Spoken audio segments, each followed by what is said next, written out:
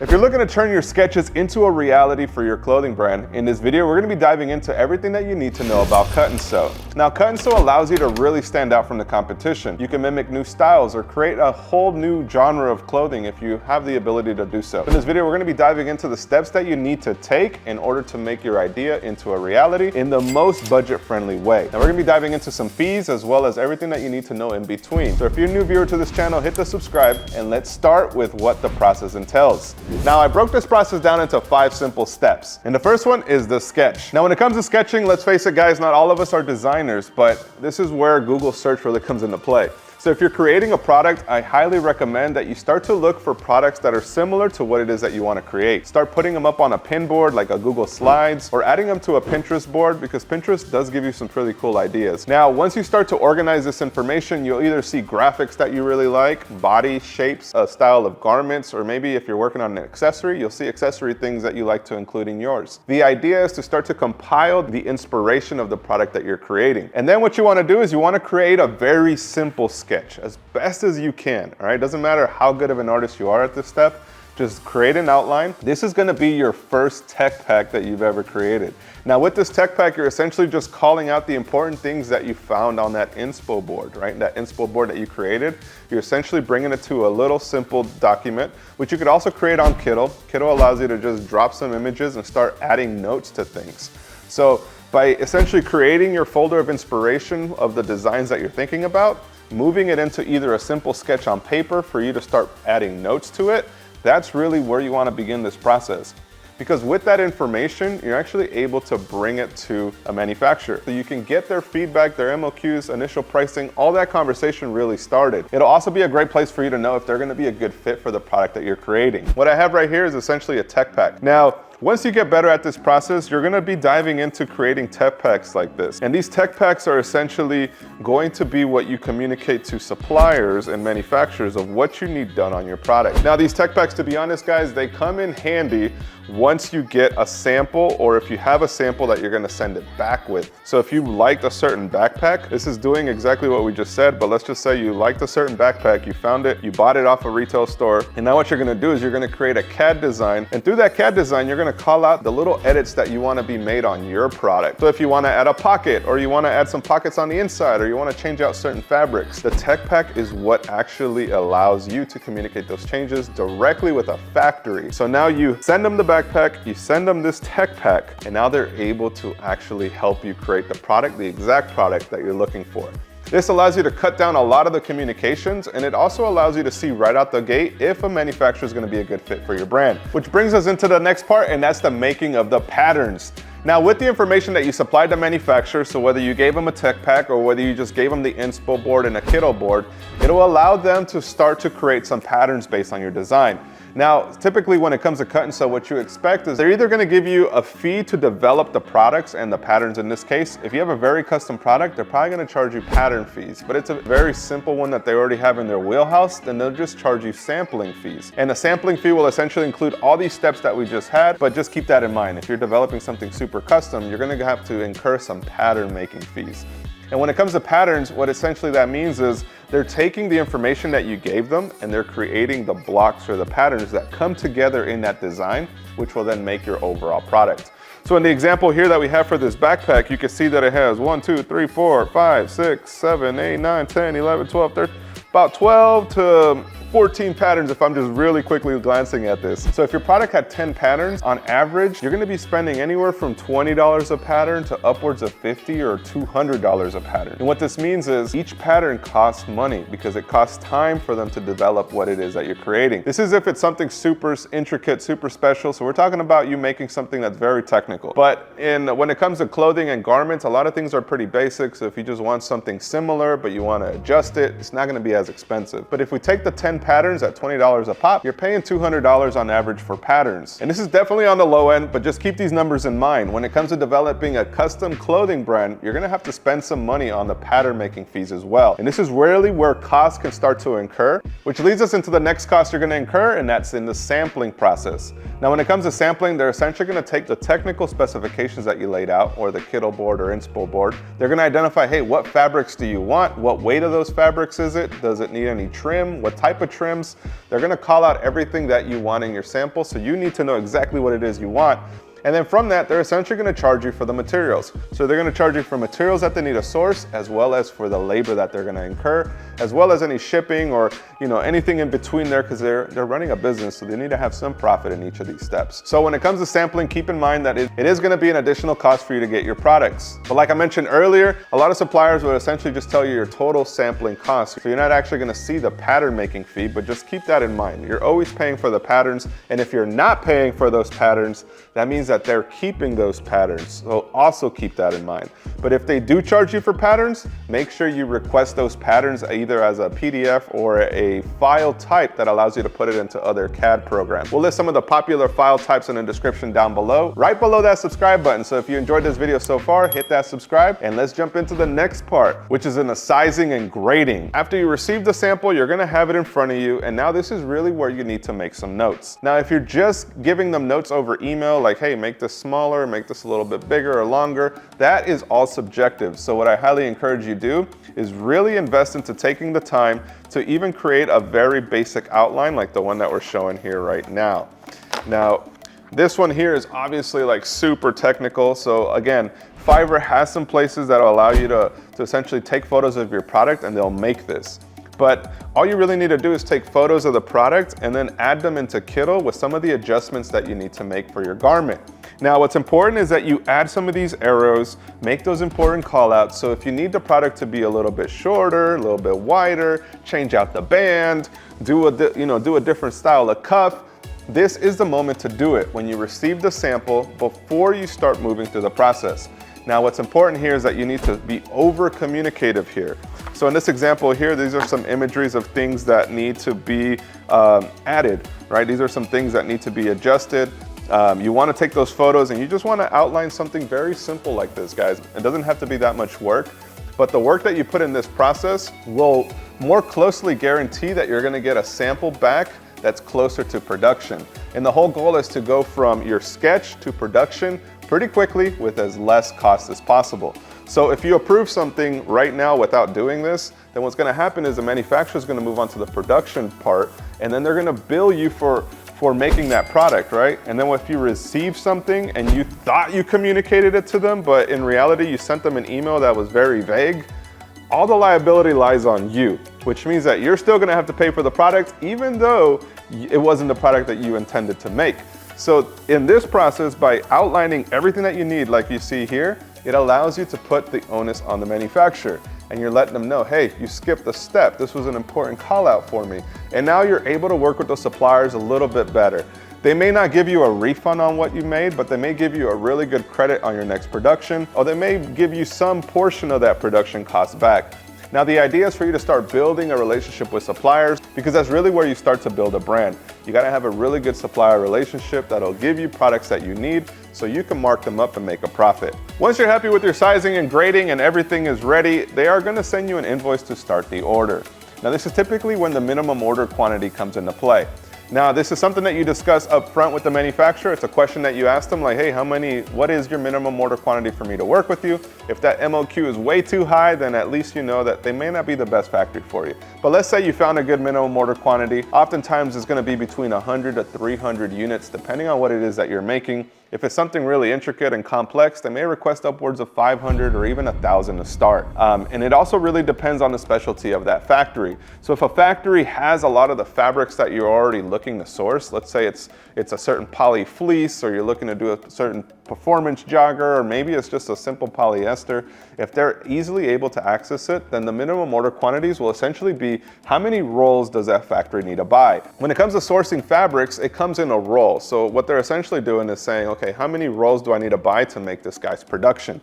So always keep that in mind. When you're sourcing with a manufacturer, you should also ask them, hey, do you have access to these styles of fabrics? Or is it something that they're gonna need to place a big order for? And that's usually where the higher MOQs come into play. So keep those minimum order quantities in mind, because on average, they are gonna be about 300 units, guys.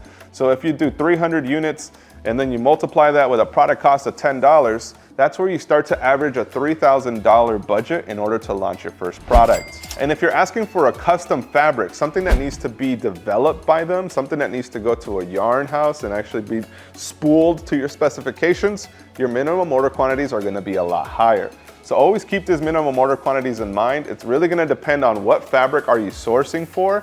Does the manufacturer have access to it readily to pull off the shelf off a roll, or do they have to develop it? And if they have to develop that fabric, you're gonna have a higher minimum order quantity. And overall, you're gonna need a higher budget. We're talking 5,000, 10,000. This is where it easily can be 15 to 20 grand to develop your first line. So doing cut and sew right now may seem like something that's really expensive for you. It may not really make that much sense, but trust me guys, it really begins by you understanding exactly what you're gonna get yourself into. So with these types of numbers, you need to ask yourself, can you get a return on your investment? Because let's face it guys, if it ain't making money for you, it ain't making sense. So right now I wanna dive into an interview I had with Larry, who's a founder of AS Colour. And this is somebody who sources millions of dollars worth of garments every single year and makes it available to brand owners like yourself through their website.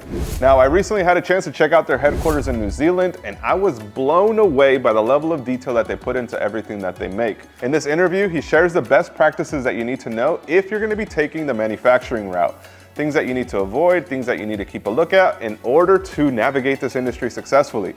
So get ready to take some notes on this and let's jump into that interview. So you then got to fund it. So the factory's going to want, say a minimum order of, whether say it's a shirt, for example, they're going to want, three colors, that you need to do 1,000 of each color. That's 3,000 garments. That could set you back, $30,000 before you've even landed any products. So you've got to, manage that cash flow into your business. So there's all these things you've got to think of as an owner. And is it actually just smarter to use something local and maybe adapt it, maybe the way you embellish it or the way you alter it or put a patch on it or just change it up so it does look more personalized. I know every brand owner wants to have their own, identity, but I think, in the early days of starting out, you just want to be realistic and be pragmatic and, use what you can. You've got to be quick and nimble and adapt to what resources are around you. So tying up all your stock in thousands of shirts that may not sell could be a very dangerous business move. As he mentioned, carrying inventory is a huge risk if it doesn't move. So what do the big brands do when they have excess stock and it's not selling? Here's what he had to say.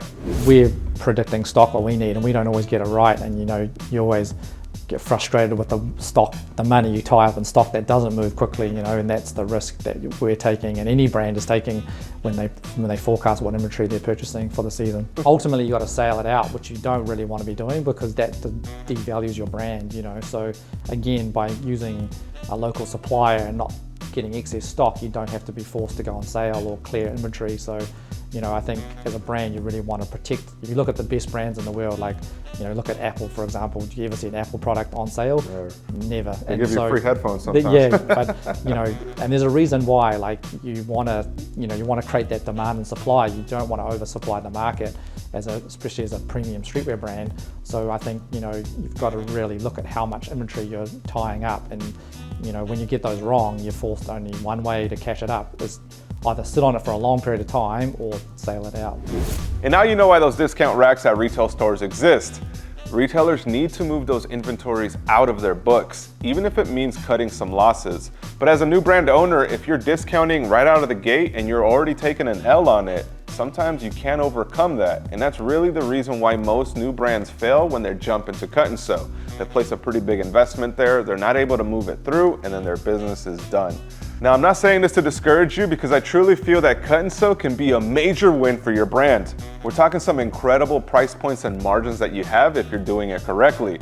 But if you're just entering this game, I truly feel that a movement that's happening and somewhere where you could position your brand for it to live is in the sustainability and higher end product points. Now, this means that you're not manufacturing those cheap, fast fashion products, but you're really creating something that's a little bit more sustainable, higher quality fabrics, and your customers also feel the same way. They're buying it because they know it's gonna last longer. So here's what Larry had to say about this. Yeah, well, I think, everyone talks about the problems with fast fashion and, disposable apparel. The key, as consumers, we need to change our behavior and we need to buy products that last longer, If you look at like Yvon Chouinard, who started Patagonia, for example, he says we should buy less but buy higher quality products, and that philosophy is true with what we're trying to do. We're trying to produce high quality apparel that lasts longer. That's the most sustainable choice. If we're buying, 3 times as many apparel garments a year because they only last a few washes, that's not the sustainable option. Now, one of the things that AS Color does extremely well is in building relationships with their factories. Hear what he had to say about doing this and the importance of doing business with factories that are able to source for the quality and the sustainability that you're after. Yeah, I think, the key with us is we work with the same factories. We give them an order every 6 weeks. We've worked with some of these factories for 10 to 12 years, so the factories are constantly, working with us, investing in new facilities, improving the way they do things. And I think, the key thing comes down to the quality of the product, how the cotton's growing. Last week I was in Australia seeing how cotton was being harvested and how the farmers there are using, 97% less pesticides now. They're using like half the amount of water they used to use 10 years ago by using technology. So, looking into the supply chain and where the cotton comes from and how you grow that the most sustainable way, partnered with the product and how long it lasts, that's what we believe is a sustainable model. By giving factories you work with regular orders, they're able to see that you're serious about your business and about the relationship that you're establishing with them, which will ultimately mean that they're putting a little bit more effort into the products that you develop and even bring some new ideas to the table that can help your brand stand out. But when it comes to wholesale blanks, how much better does a product have to be in order for it to command a higher price? We all know that Supreme started with a simple graphic tee, and today they're selling products worth hundreds, if not thousands of dollars. So can buying a wholesale blank really position you as a premium brand and compete against these big brands that are doing cut and sew? Well, I was recently in a video shoot with the man Mike Leisure, who's an incredible art director. I'm gonna link a video that we just recently collabed right here. So I brought a box and I wanted him to feel it and give me his honest reaction on how it compares to some of the luxury brands that he owns. Nice, medium weight. It's not too heavy, it's not too thin. Feels good. I'd like to see how it comes out of the wash, but this is dope. It's an AS Color blank. AS Color. Where are they from? New Zealand. New Zealand, okay. If I was to do something like this, I might stay with this XL and throw like a hoodie underneath this. That'd probably be nice. But this feels good. It feels like if I use this blank, I would feel good paying for this. Like if somebody delivered this to me. All right, so those are the other ones. I think it's got some of my stuff in there. Is it? No. Yeah. I've used them a couple times and washed them, and they don't ever shrink, so they stay the same size. Pretty good. And okay, so this is an XL. It's an oversized fit. Yeah, I like it. With the market right now, these colors are very poppin'. If you're looking for like a step up that you want your clothing to feel a little bit more expensive, this could be the move for you. Okay, that's Stone Island. We've got this Balenciaga shirt, which feels like obviously very premium and I don't know what it is, unless it's just placebo in my ass.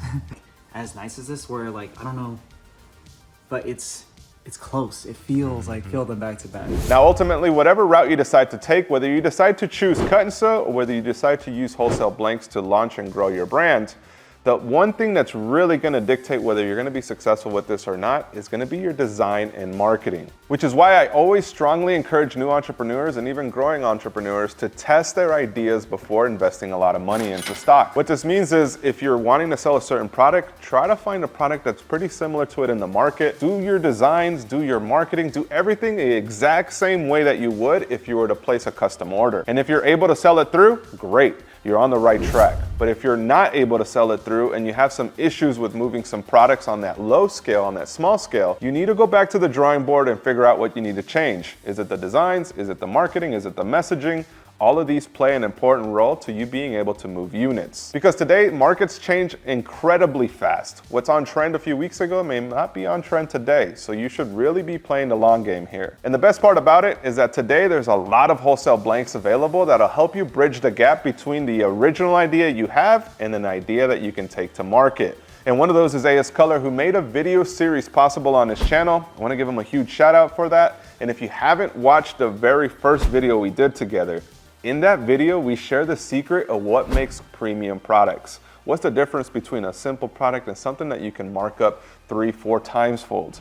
We're gonna link that video right here, and I highly encourage that you watch it because we also share some of the secrets of success that Supreme and DC had in the 90s. I'll see you in that video, and make sure you check out the links down below for all the resources.